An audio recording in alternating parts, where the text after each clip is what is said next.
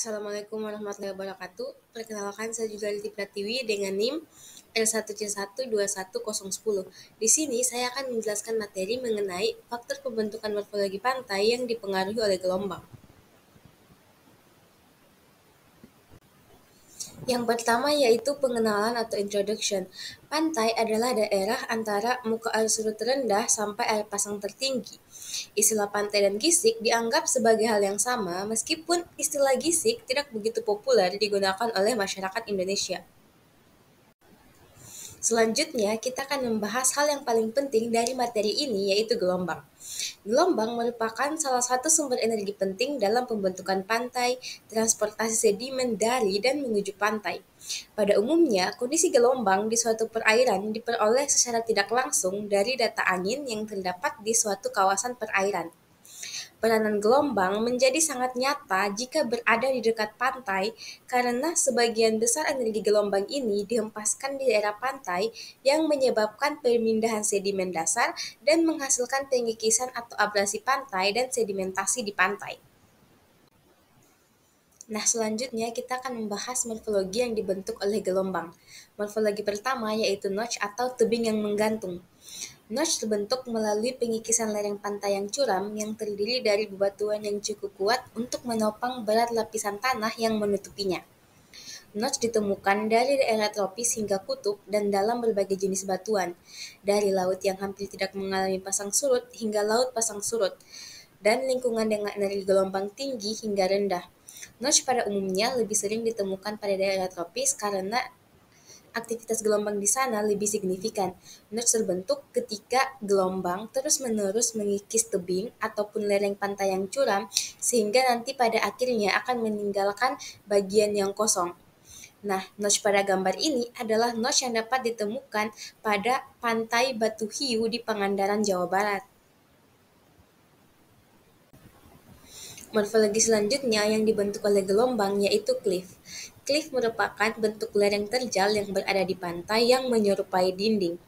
Cliff terbentuk dari hasil kikisan gelombang yang relatif lambat dengan batuan dasarnya terdiri dari batuan karbonat yang berwarna gelap.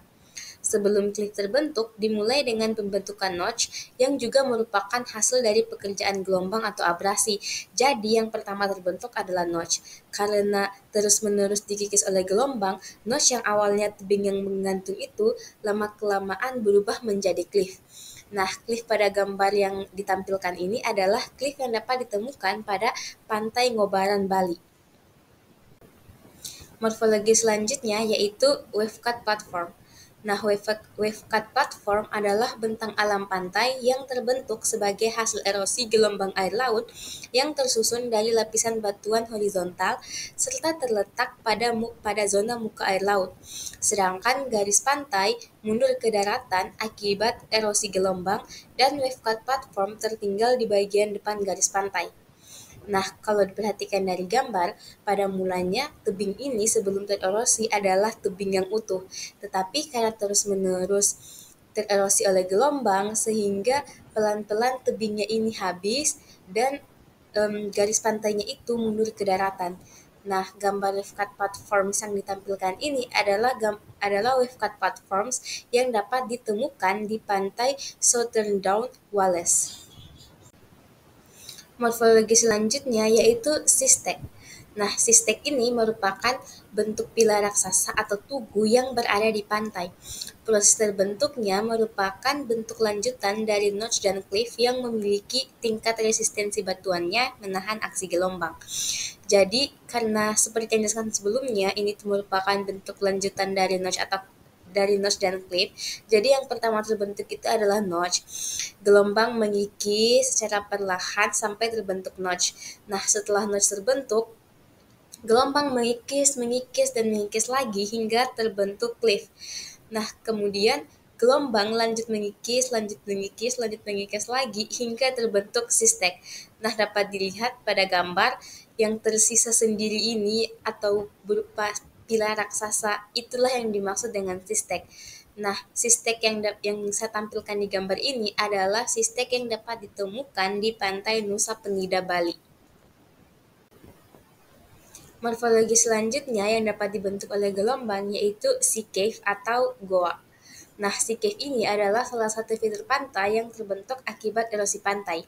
Sea cave cenderung terbentuk pada titik-titik lemah pada dinding klif seperti bidang perlapisan, kekar, dan patahan.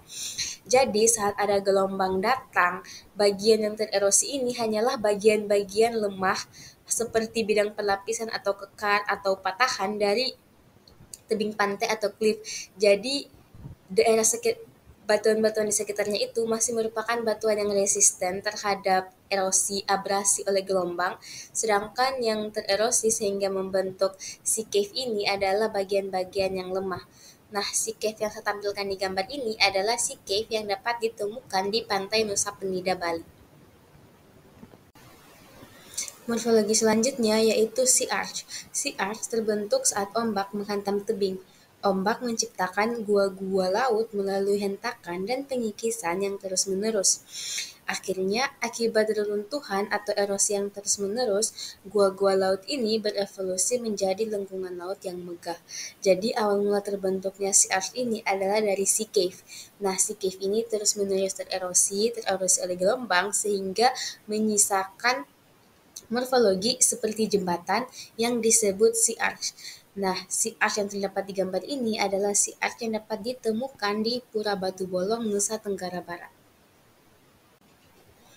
Nah, referensi yang saya gunakan untuk membawakan materi ini ada dua, seperti yang dapat dilihat pada slide. Ada dari Muhammad Sigit dan kawan-kawan tahun 2022, analisis jenis-jenis morfologi karst daerah Pasarwajo di Sadongkala, Kabupaten Buton, dan ada majalah Jelajah Pantai Indonesia dengan judul Mengenal Pantai dari Badan Indonesia Geospasial. Nah, itu dia materi faktor pembentukan morfologi pantai yang dipengaruhi oleh gelombang. Saya harap video ini dapat memberikan pemahaman baru dan ataupun wawasan baru kepada penonton mengenai faktor pembentukan morfologi pantai yang dipengaruhi oleh gelombang. Sekian dari saya, lebih dan kurangnya mohon dimaafkan. Dengan ini saya mengucapkan wabillahi taufiq wal hidayah. Wassalamualaikum warahmatullahi wabarakatuh.